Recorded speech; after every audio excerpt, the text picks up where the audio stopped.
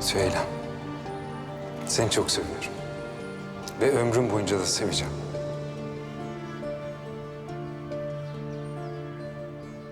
Bizi birbirimizden ancak ölüm ayırabilir.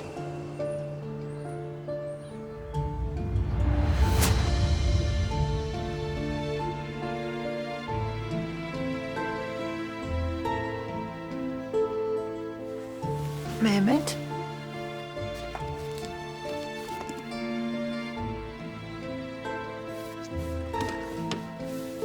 Ben de yatıyorum şimdi.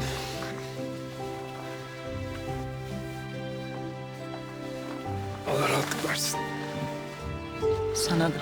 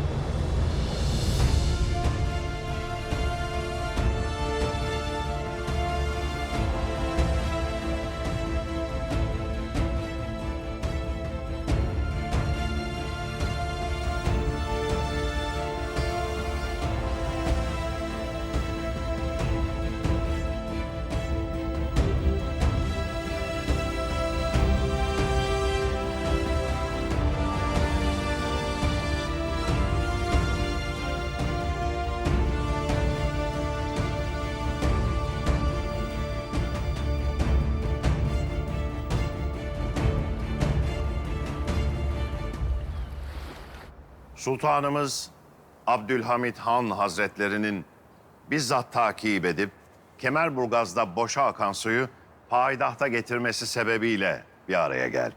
Hünkârımız ne iyi etmiş, ne güzel iş işlemiş. Payitaht ahalisi yıllardır bu suya hasret idi.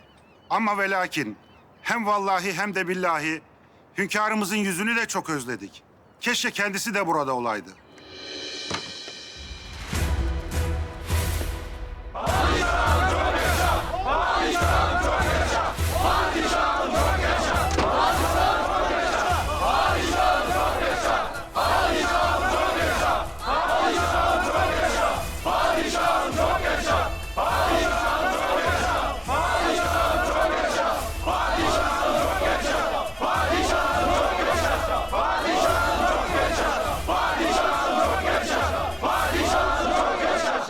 Hünkârımız, bizi nasıl mesut ettiniz bilemezsiniz. Çeşmemizin açılışı için paşalarımızı vazifelendirmiştik. Lakin samimi seslenişinize dayanamadık. Belli meydanlarda çeşmeler vardı. Lakin suyu taşımak eziyet oluyordu. Biz de azmettik, Kemerburgaz'dan bu suyu getirdik. Büyük bir tesisat kurduk. İsteyen herkes bu suyu evlerine taşıyabilecek. Su medeniyettir efendiler. Allah Kur'an-ı Kerim'inde yeryüzünü pınar pınar fışkırttık. Derken sular takdir edilmiş bir iş için birleşti buyuruyor. Yusuf peygamber bir kuyuya atılmıştı da bir kervan gelmiş sucusunu kuyuya göndermişti. Adam kovasını kuyuya daldırmış, müjde, müjde diye seslenmişti. İşte bir oğlan. Yusuf peygamber kurtulmuştu. Lakin onu satmak için köle yapmışlardı. Bizim de millet olarak düştüğümüz kuyular vardır. Atalet kuyusuna düşmüşüz. Buradan kurtulmamız için çalışmamız lazım. Çok çalışmamız lazım. Uzakları yakın etmemiz lazım. Su getirmemiz lazım. Yol yapmamız lazım. fabrikalar kurmamız lazım. Bu çeşme buna namzet olsun. Kilometrelerce uzaktan gelen bu suyu içen kişi şunu düşünmeli. Azmedersek dağı da deleriz, medeniyetimizi de yükseltiriz. Paşa, kitabı yazalım. Asker.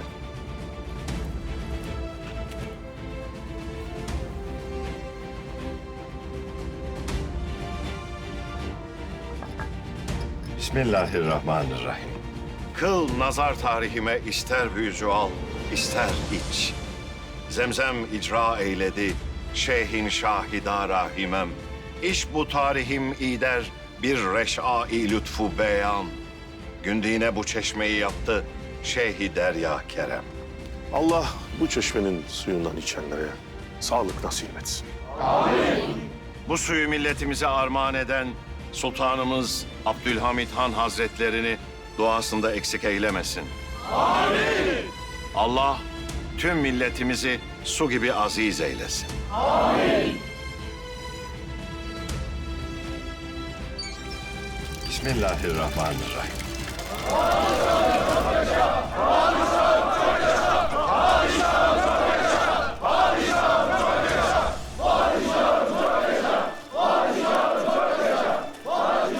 Hünkârım, Allah sizden razı olsun.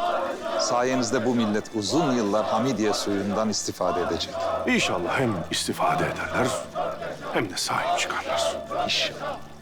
Gidiyoruz paşalar. Nereye hünkârım? Yeniden inşa etmeye, dirilmeye ve diriltmeye.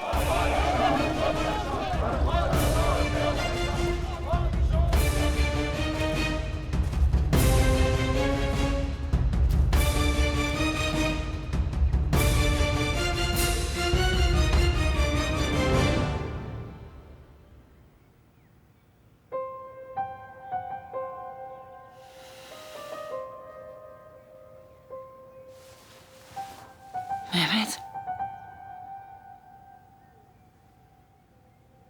Mehmet.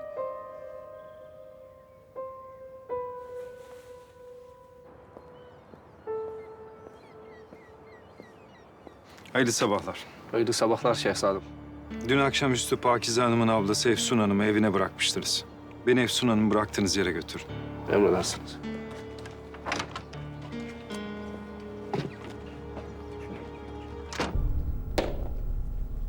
Hayırlı işler Seyfi Efendi. Hünkârım, hoş geldiniz. Hoş bulduk. Buyurun. Otur Seyfi Efendi. Seyfi Efendi, kendisiyle şehzadeliğim zamanında ticaret yapardık. İşler nasıl? Hamdolsun hünkârım. Bize ticareti siz öğrettiniz. Çok iyi gidiyor. Helalin peşinden koşuyoruz. Maşallah, maşallah. Size ihtiyaç var Seyfi Efendi. Ne arzu ederseniz hünkârım, emredin. İplik fabrikası kuralım diyoruz. Bursa'da Hereke'de ipek böceği yetiştiriliyor. Makinelerin yardımıyla üretimi arttıralım. Kurulan bu fabrikada hem ahaliye iş imkanı olur hem de Hint diyarından kumaş almamış oluruz. Kendi kumaşımızı kendimiz üretiriz. Hünkârım, ne emrederseniz o. Bu uğurda bütün kazancımı sarf etmeye hazırım. Lakin fabrika kursak bile malı dışarı satamazsak kâr elde edemeyiz. İhracat için ise büyük bir tertip gerekli. Siz orasını merak etmeyin. Fabrika kurmak için finans meselesini halledin. Ticaret yolunu biz açacağız. Nasıl arzu ederseniz hünkârım. Emriniz başım üstüne. Eyvallah. Ha, Kızılcım. Geldiğine göre Şık Manol konuştu. Konuşmaz mı paşam? Neredeymiş bu heroin deposu? Eski bir kilise varmış paşam. Orada saklıyorlarmış. Güzel hamle. Tabii. Kiliseye silahlarla giremeyeceğimizi biliyorlar. Sen ne düşünüyorsun Beyit Efendi? Anlaşılan Luka heroini tanrılarına emanet etmiş. Kiliseye de basamayacağımıza göre Yok. Yok basamayız. İçeride adamları varmış zaten paşam. Olmaz mı? Paşam bu Şık Manol'ü ne yapacağız? Şık Manol'ü ne yapacağız? Çaput giydirip alsın. Üzerine de heroin sattım. Sonum budur yaz. Paşam, bu kadarı biraz fazla değil mi?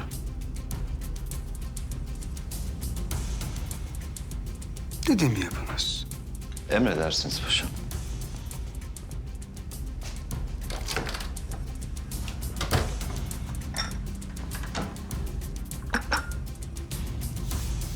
Şimdi Mehmet Efendi, 2 tane mesele var. Birincisi, benim kararlarımı adamlarımın yanında asla tartışma benimle. İkincisi, belki de sen haklısın. Şıkmanları götürüp zabitleri teslim etmek gerek. Zaten Osmanlı'nın tebaası olduğu için konsoloslar peşine düşüp kurtarmaya çalışmayacaklardır. Ama ve lakin bu adam içeri girerse eğer bu kez içeride heroin satmaya çalışacak. Huylu huyundan vazgeçer mi? Geçmez. Sana küçük bir sır. Islah, aklı başında olan insanlar için geçerlidir. Bunların aklı başında değil ki. Şimdi sen bana söyle. Ben bunları sallandırmayayım da ne yapayım?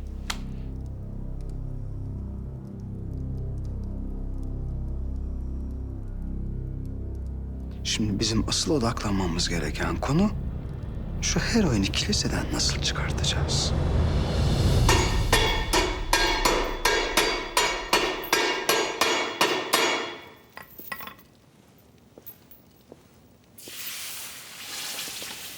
Buraya Lofçalı. Hünkârım. Kolay gelsin. Tezgahın başına yine kendin mi geçersin? Bizim çıraklar çeliğe su vermeyi beceremezler bile hünkârım. Biliriz Lofçalı. Sen yaralı hastaya su verir gibi çeliğe su verirsin. Tanıştırayım. Lofçalı Cevdet Çavuş. Kendisi Sultan Abdülaziz'in intikamını alan Çerkes Hasan'ın arkadaşıdır.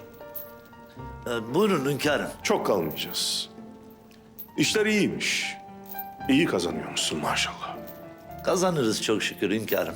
Bu küçük atölyeye bakmayın siz. Bundan 45 tane var. Ben burada oynaşırım.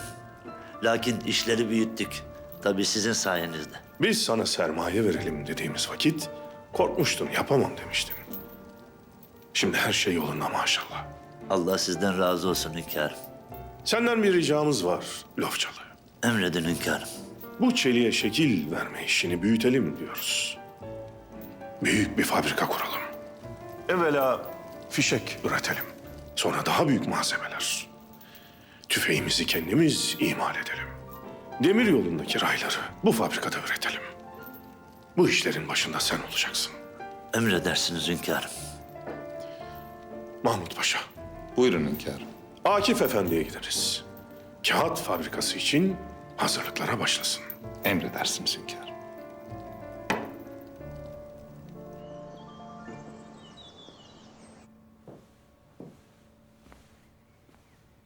Beni çağırmışsınız sultanım. Gel kızım. Otur şöyle. Sen çıkabilirsin. Nihayet gelinimle şöyle baş başa bir sohbet edebileceğim. Ben Abdülkadir'in bu kadar çabuk evlenebileceğini hiç ümit etmiyordum. Benim için de çok ani oldu. İnşallah ikiniz de çok mutlu olursunuz. İnşallah sultanım. Ne oldu kızım, senin endişen mi var? Yok sultanım. Her erkek biraz çocuktur. Lakin onları idare etmek eşlerine düşer. Abdülkadir zaten küçüklüğünden beri asi ruhlu bir çocuktu. Babasını da beni de birçok kez kırdı, kızdırdı. Fakat bir o kadar da temiz kalplidir, inan bana. Hem senin sevginle ve saygınla ben onun çok iyi bir eş olacağına eminim. Endişe etmeyin sultanım. Size, eşime layık olmak için elimden geleni yapacağım. Senin sadece yüzün değil, kalbin de çok güzel. Hünkârımız senin için çok münasip bir isim seçmiş. Adın bundan sonra Misli Melek.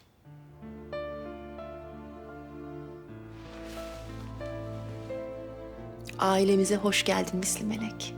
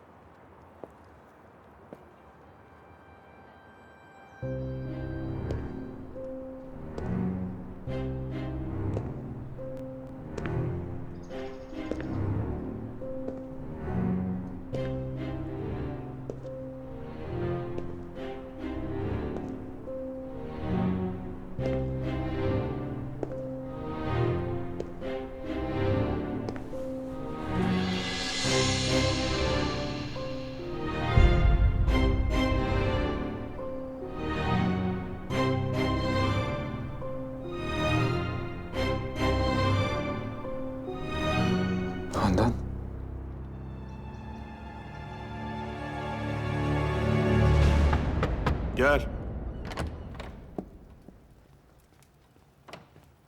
Allah ömürler versin hünkârım. Allah ömürler versin. Allah ömürler versin. Akif Efendi ile konuştunuz mu Mahmut Paşa? Konuştum hünkârım. Memnuniyetle karşıladı.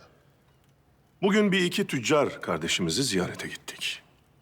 Bizzat görmek istedik ki sanayide ihya hareketi başlatırsak tüccarımız bu işin içinde olacak mı? Netice nedir hünkârım? Müsbet. Hepsi memnun oldular. Ellerinden geleni yapacaklar. Ne yapmayı arzu edersiniz hünkârım? Fabrikalar açacağız paşalar. Şimdilik kumaş, demir ve kağıt fabrikaları açacağız. Seri şekilde üretim yapılacak. Ürettiklerimizi Orta Avrupa ve Balkan pazarına sokacağız. Bu fabrikalar bizim ağır sanayi hamlemiz için zemin oluşturacaklar. 5 yıllık, 10 yıllık, 15 yıllık tertipler yapıp hedefler koyacağız.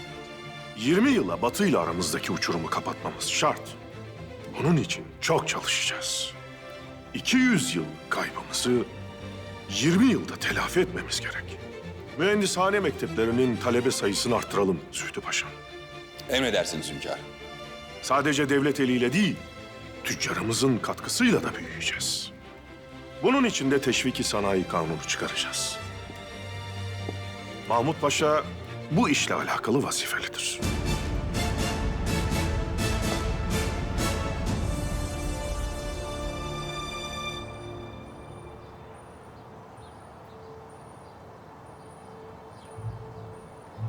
Ben de çok şaşırdım Efsun Hanım'ı gördüğümde. Ona çok benziyor. Doğru. Lakin o değil. O öldü. Biliyorum. Biliyorum. Ben sadece emin olmak istedim. Hayal mi gördüm yoksa gerçek miydi? Akıl sağlığımdan şüphe ettim anlayacağım. Çok haklısın. İnsanı kendinden şüphe ettirecek kadar büyük bir benzerlik bu. Bana kızgın değil misin? Hayır. Başka bir kadının kapısında buldum beni. Başka bir kadının değil. Bir hayaletin peşinden gittin sen. Nihayetinde de hakikati öğrendin. O kadın, Efsun, sadece bir yabancı.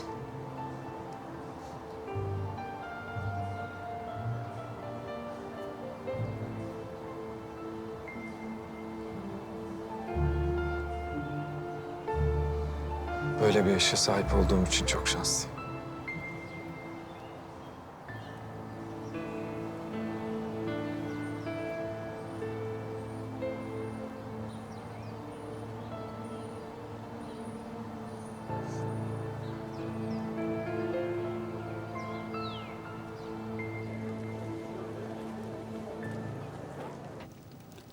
Abdülhamit kalkınma hamlesi yapıyor.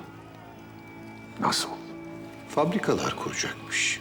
Ekonomik rahatlama olursa darbe planımız alt üst olur Karaso. Cebinde parası olan kimseyle darbe için pazarlık edemeyiz. İşittiğime göre 3 tüccar tahvil için Osmanlı Bankası'na başvurmuş. Bir toplantı ayarla Karaso. Osmanlı Bankası şefiyle Duyun şefi gelsin. Diğer banka mümessilleri de olsun. Abdülhamid'e ekonomik hamlesinin bedelini ödetelim.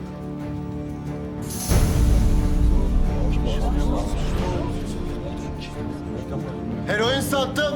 Sonun budur. Şıkmanol bu. Benim oğlana da afyon vermiş. Zor vazgeçirdi. Kim yaptıysa ellerine sağlık.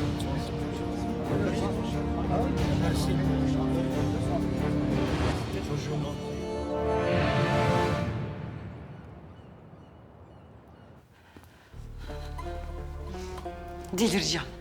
Delireceğim, aklımı kaçıracağım. Handan, kızım sakin ol lütfen. Ya nasıl sakin olayım hala? Söyledim sana. Efsun denen o kadının kapısındaydı Mehmet Selim. Yahu o da bu benzerliğe inanamayıp emin olmak istemiştir sadece. Şimdi ne olacak peki? O kadını gördükçe Süheyla'yı, ona olan büyük aşkını hatırlayacak. Efsun'a herhangi biri gibi davranabilecek mi? Ya aklı, duyguları karışırsa? Ya o bir türlü unutamadığı büyük aşkının yerine Efsun'u koyarsa? Kızım, öyle bir şey olmayacak. Mehmet Selim Süheyla ile beraber ona olan aşkını da gömdü. Seni sevdi, seninle evlendi. Hem bak şimdi bir bebeğiniz de olacak. Lütfen, senden rica ediyorum. Bu yersiz korkularınla evliliğinizin üzerine gölge düşmesine izin verme. Lütfen.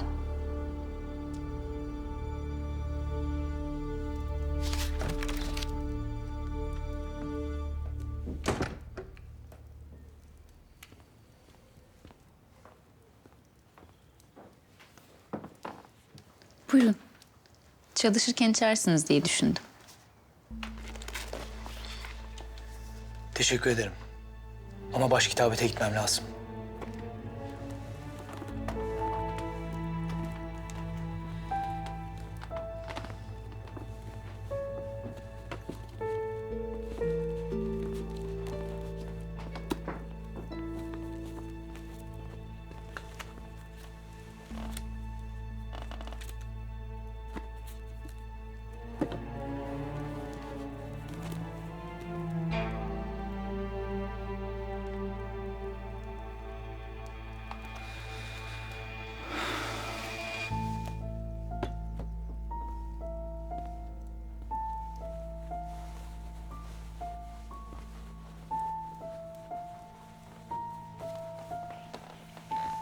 Akşam gecikir misiniz?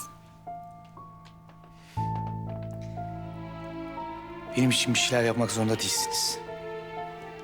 Ne şimdi, ne akşam, ne de daha sonra. Bana karşı kendinizi suçlu hissediyorsunuz. Lakin susmamın, kimseye bir şey anlatmamamın sebebi siz değilsiniz. Naime Sultan.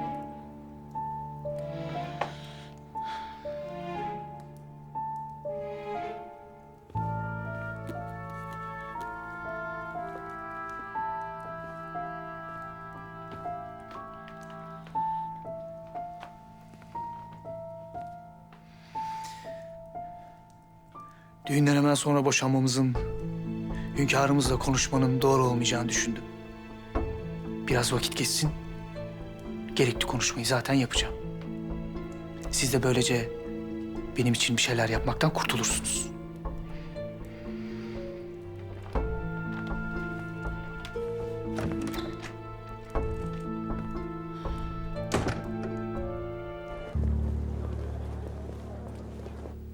İstanbul'daki yabancı mekteplerin listesi efendim.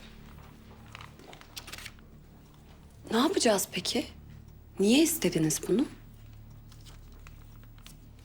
Yeni bir mektep açacağız Esma. Ama efendim, izin almak çok uzun sürebilir. Evet. O kadar vaktimiz yok. Bunun için mevcut okullardan birini satın alacağız. Talebe bulmak kolay olmayacaktır. Benim talebelerim hazır Esma. Arap gençleri bana Ümmül Arap dediler. Arapların annesi demek. Onları anneleri gibi yetiştirmek için her şey yapacağım. Ya kabul etmezlerse? Edeceklerdir. Sadece bir tanesi benden şüphe duyuyor. Ama onu da ikna edeceğim. Onların benden başka sığınacak limanları yok Esma. Ölümden kurtardım onları. Bir anne gibi tekrar can verdim onlara. Onlara bu kadar iyiliği dokunmuş birine asla hainlik edemezler.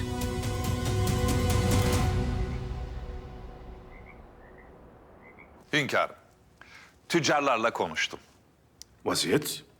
Tüccarlar bankalarla görüşmüşler. Fabrikaların kurulması için lüzumlu olan finans işini halletmişler. Gerçi bankalara biraz borçlanmışlar ama fabrikaların kurulması için gereken anlaşmaları da yapmışlar. Âlâ. Hünkârım, ben de teşviki sanayi kanunu hususunda çalışmalara başladım. Maşallah, maşallah. Hünkârım, yalnız tüccarlar fabrikaları nerelere kuracaklarını sorarlar. Biz o meseleyi düşündük paşa. Araziyi devlet verecek. Zeytinburnu'nda fişek fabrikası, İzmit'te kağıt, Bakırköy'de kumaş fabrikası açacağız. Uşak, Bursa, Eskişehir. Bu mıntıkalarda da çalışmalar yapılsın. Oralarda da fabrikalar açacağız. Emredersiniz hünkârım. Ne iyi olacak.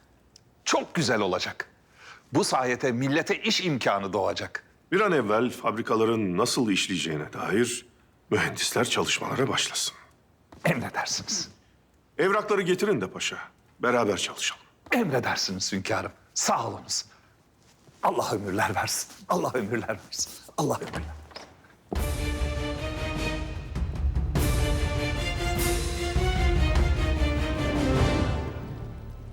Davetimi geri çevirmediğiniz için hepinize teşekkür ediyorum. İngilizler sizinle çalışmaya uygun görmüyorlar. Adamlarınız beni buraya zorla getirdiler. Ben hükümetime bağlı birisiyim. Müsaadenizle gitmek istiyorum.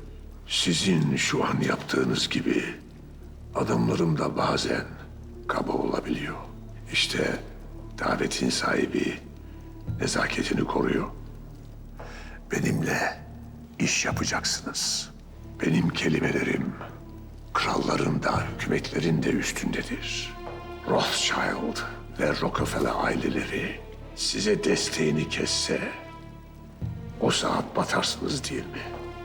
Ama ben size desteklerinin devam etmesi için onlara tavsiyede bulunacağım. Peki. Sizi dinliyoruz. Abdülhamit, devletin iktisadi durumunu güçlendirmek için bir hamle yaptı. Buna mani olmak için ortak bir karar alacağız. Ne düşünüyorsunuz? Bankalar borçlanma tahvillerini 2 katına çıkaracaklar. İktisadi bir intihar olur. Mevcut borçlardan da paramızı alamayız. Siz bizi batırmak mı istiyorsunuz? 3 tane Osmanlı tüccarıyla anlaşma yaptık. Eğer tahvilleri 2 katına çıkartırsanız hepsi anlaşmaları feshederler. Abdülhamid'in iktisadi hamlesinin önünü keseceğiz. Zarar da etseniz dediğimi yapacaksınız. Vakti gelince zararınız tazmin edilir. Ya 2 katını ödemeyi göze alacaklar ya da bu iş başlamadan bitecek.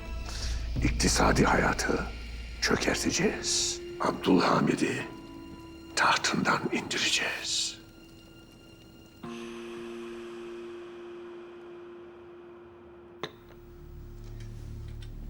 Zühtü Paşa Yıldız Sarayı'ndan çıkmışlar. Birazdan gelirler. Teşekkür ederim. Her şeyin kanuni ilerlemesini istiyorum. Mektep açma yetkimiz var. Ama azınlık dışındaki talebelerin okul kayıtları izne tabi. O işi ben halledeceğim. Çocuklarımı dokunulmaz yapacağım.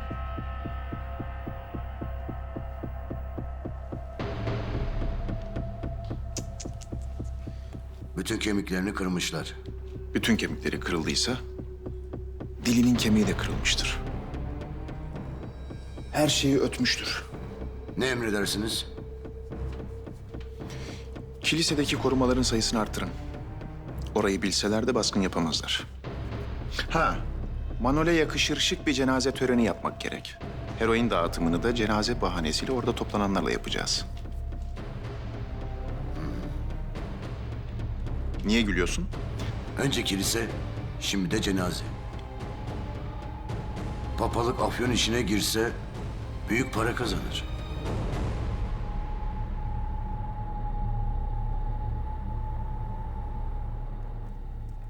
Hünkârım, bu Hicaz Demiryolu'nun raylarını da biz mi üretsek, ne yapsak? Bununla ilgili çalışmaya çoktan başladık paşa. Lakin evvela hafif çelik işleme işini halletmeliyiz. Ray üretmek için zemin hazırlamalıyız. Bu fabrikalar bittiği vakit sadece para getirmeyecek paşa. Cesaret de getirecek. Tüccara ağır sanayiye girme hususunda güç verecek. Hünkârım, affınıza mağruren bir şey sorabilir miyim? Biz bütün bu fabrikaları açıyoruz ama maksadımız sadece sanayimizin gelişmesi mi? Hayır paşa. Bunun birçok faydası var. Lakin bu fabrikaları açmamız duyun-u umumiyeyi telaşa düşürecektir. Fabrikalar açılınca borçların yarıya indirilmesini talep edeceğim. Duyum şefi açılan fabrikaları görünce devletimizin ekonomik kudretinin arttığını anlayacak, duyun umumiyeyi lağvetmektense yarıya indirmeyi kabul edecek. İnşallah. Ben zaten bir şey olduğunu anlamıştım hünkârım. Gel.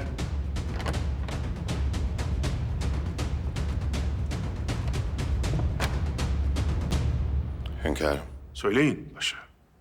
kötü bir havadis var. Bankalar borçlanma tahvillerini geriye yönelik olarak 2 katına çıkarmışlar. Oyun oynanırken kural mı değişir paşa? Maalesef hünkârım.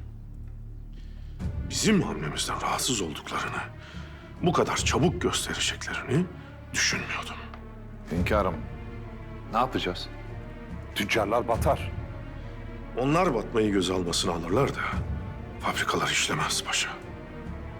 Kuruluş aşamasında bu denli büyük bir borcun altına girerler, 6 aya iflas ederler. Ama bildikleri için de bu hamleyi yaptılar. Hamlemizin nedenli büyük olduğunu anladılar. Rüyamızı ipe geçirmek isterler.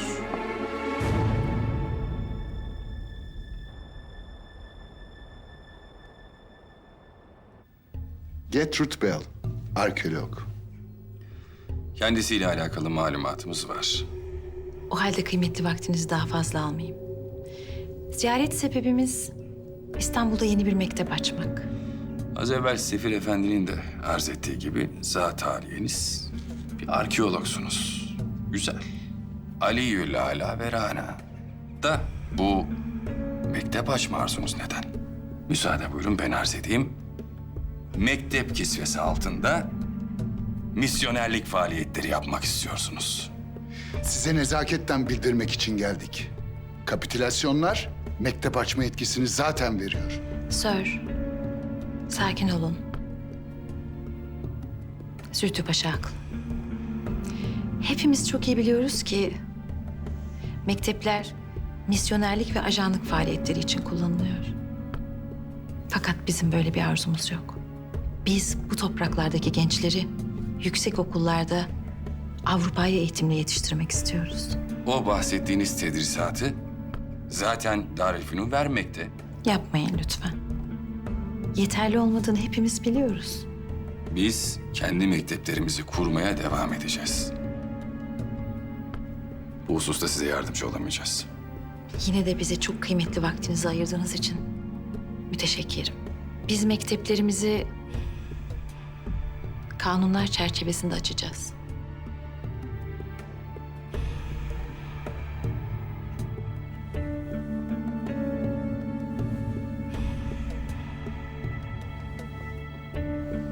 Anlaştınız, okul müdürünü sefalete çağırın.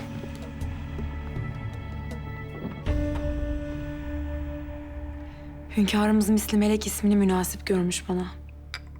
Ne güzel bir isim. Demek senin ne kadar iyi kalpli, melek gibi bir insan olduğunu anlamışlar. İyisin değil mi? Aklım sende. Ben iyiyim. Asıl sen iyi misin? Ne yapacaksın bundan sonra? Nasıl geçineceksin? Sen beni merak etme. Ben bakarım başımın çaresine.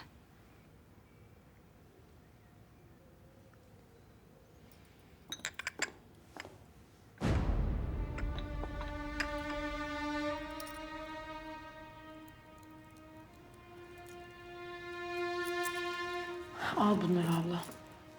Bir süre idare eder seni. Düğünde taktılar. Daha var. İstersen sonra onlardan da veririm.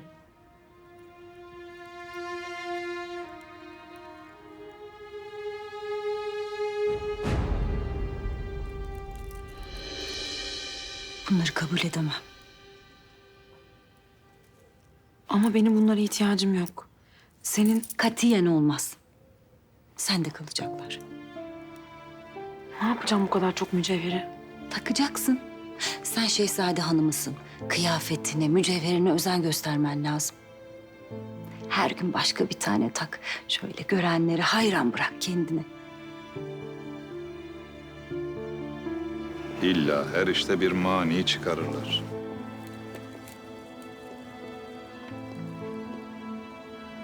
Çıkarırlar paşa, çıkarırlar.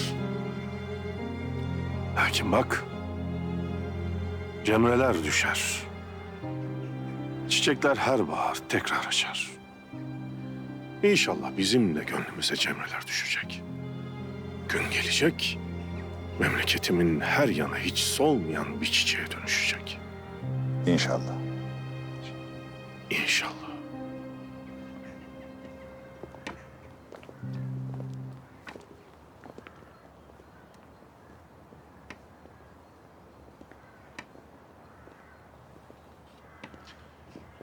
Nasılsınız muallim Hakkı Bey? Sağlığınıza duacıyız hünkârım.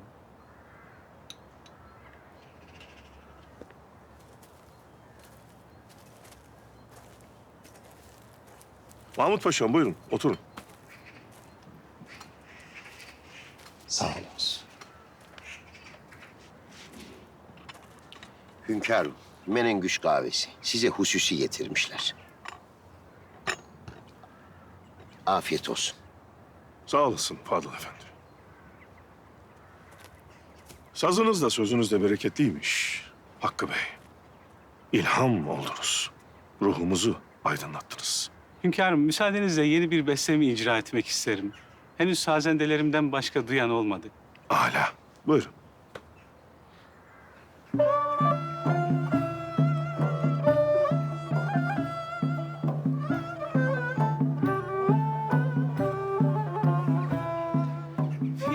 Fikrimin ince gülü, kalbimin şen bülbülü.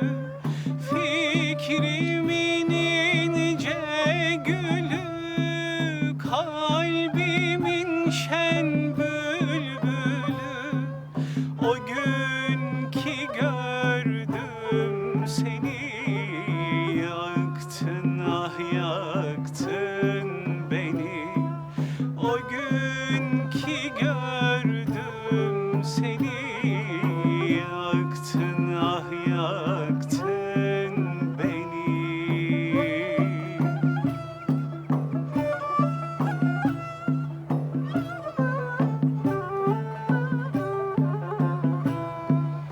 Ellerin ellerimde, gözlerin gözlerimde.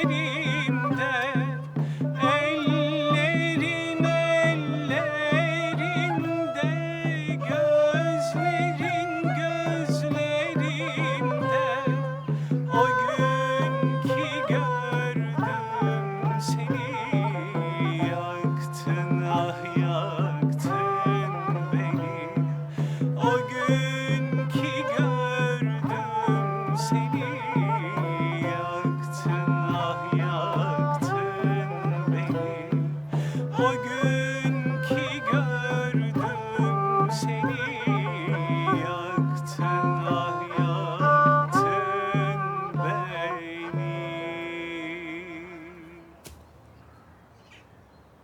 Fevkalade. Maşallah. Musiki'nin tesiri midir bilemeyiz paşalar. Lakin bizim de gönlümüz çiçek açtı. Hünkârım, bir hal çaresi bulduk mu? Tecrübe edeceğiz. Neticesine bakacağız paşa. Ne buyurursunuz hünkârım? Yarın huzuruma Yunan ve Rumen devletlerinin sefirlerini çağırınız. Emredersiniz hünkârım. Afyon ticareti istediğim gibi gitmiyor. Fehim Paşa ve gümrükleri halletmezsek Afyon işi batar. Abdülhamid'e darbe yapmak için oradan gelecek paraya ihtiyacımız var Luka. Payitahtı besleyecek kadar çok para kazanmamız lazım Luka. Daha önce getirdiğimiz heroin de tükenmek üzere. Siz de bilirsiniz Bay Parbus. Ticaretimizde süreklilik arz etmezse pazarımız biter. Sorun yokmuş gibi elimizdeki heroini satmaya devam et. Ben bir çaresini bulacağım.